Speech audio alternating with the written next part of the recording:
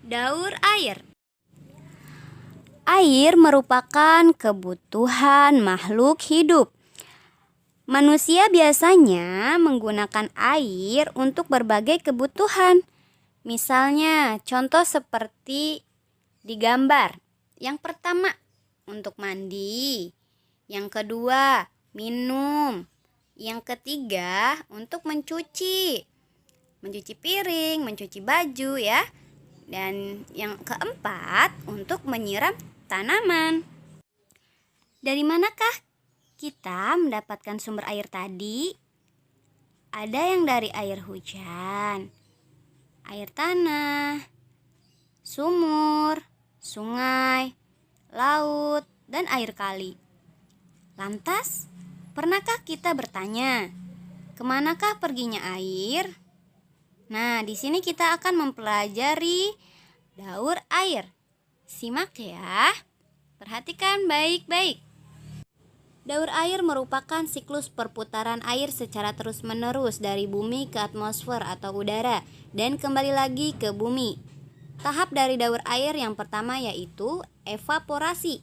Evaporasi adalah proses penguapan yang terjadi pada air sungai dan danau karena pengaruh panas sinar matahari.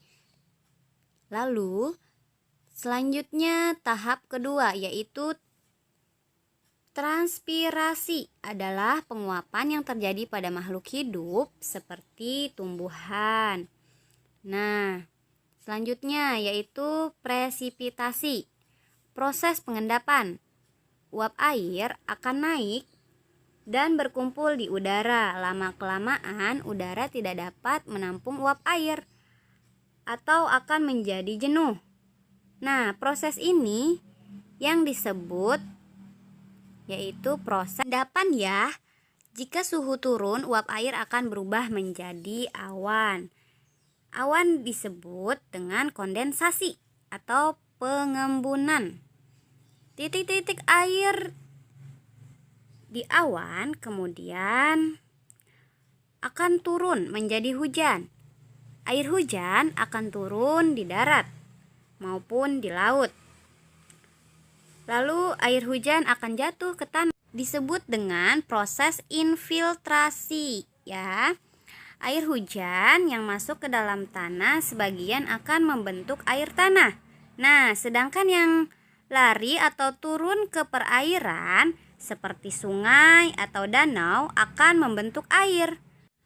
Permukaan air danau ini kemudian akan menguap lagi, membentuk awan dalam proses evaporasi tadi.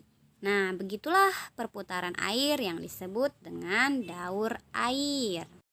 Nah, tahukah kalian sekitar 71% air permukaan bumi tertutup oleh air dari jumlah tersebut, yaitu 97% air asin yang ada di laut, sedangkan sisanya 3% air tawar dan 2% air tawar merupakan es yang ada di kutub.